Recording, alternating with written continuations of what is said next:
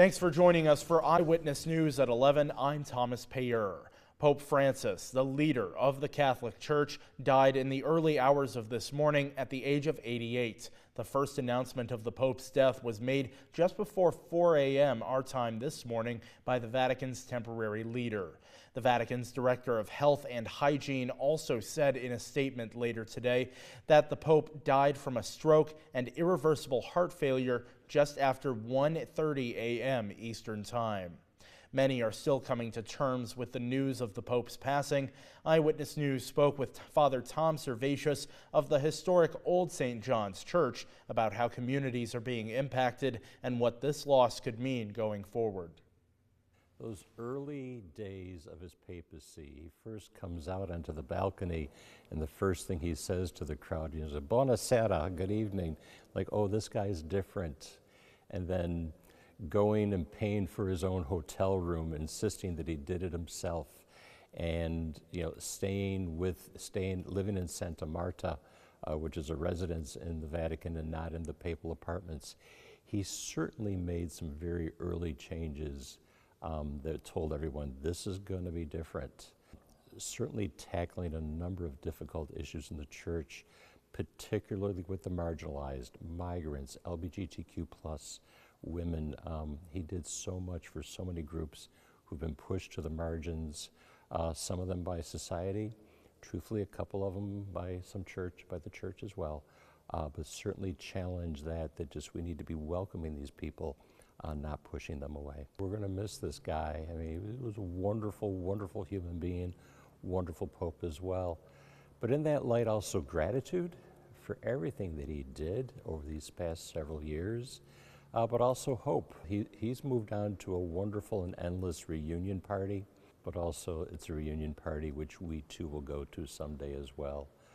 So yes, sadness, but also hope, certainly gratitude for everything that he got done. Central New York's bishops are sharing their memories of Pope Francis, including Albany Bishop Edward Scharfenberger, who, in addition to our state's capital, shepherds the faithful in Herkimer and Otsego Counties. Zion Ducato caught up with the bishop this afternoon. There was a quiet stillness inside the Cathedral of the Immaculate Conception in Albany this Easter Monday. The Pope's official portrait hung in the church just hours after his death this morning, just one day after Resurrection Sunday. If I had a good day that I wanted to die, it would be Easter Sunday or Easter Monday. Next to the Pope's picture was that of Albany Bishop Edward Scharfenberger, who was appointed by the pontiff in 2014. The bishop offered fond memories of his late boss's humility. But when I met him face to face, the first thing he said, and I'll quote, "Pray for me," just like that, you know? Scharfenberger remembered the Pope's inclusive approach to leadership, the bishop quoting the Pope's own admission to his humanity. His answer was, well, the one thing I could definitely say that identifies who I am is I am a sinner. I felt so good when he said that. What he wanted to do was to identify with everybody, particularly people that feel left out. And it was that approach to leadership which led many to categorize Francis as a socially liberal pope. People will characterize us one way or another. I do know that Pope Francis was totally committed to the gospel. And many people, when they read the scriptures, say, oh my God, this guy Jesus was radical, because he did certainly challenge things as they were. As a conclave will be called, a wait for white smoke from the papal chimney will soon come. Francis became Pope at age 76. As for whether a younger person should be chosen so they can serve longer, Scharfenberger looks back to Pope John Paul II. He was only 59 years old.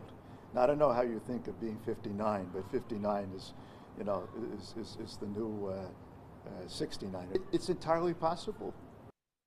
New York State leaders are also mourning the loss of Pope Francis.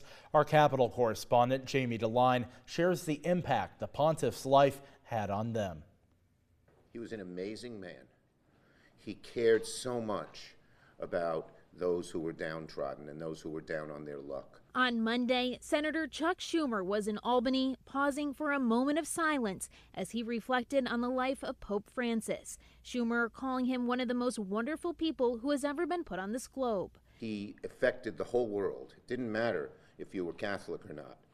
Just about everybody in the country, our country, and the world was moved by the Holy Father's wonderful, wonderful personality, by his caring, by his leadership of the church, and reminding us that we are all one family.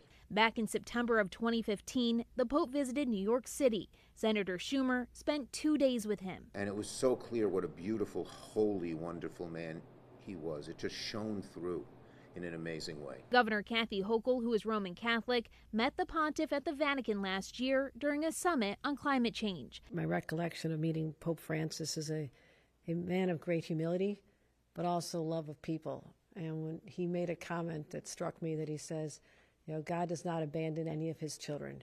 And that means he was fighting for the marginalized, members of the LGBTQ plus community, migrants, people who are impoverished, people who are in prison.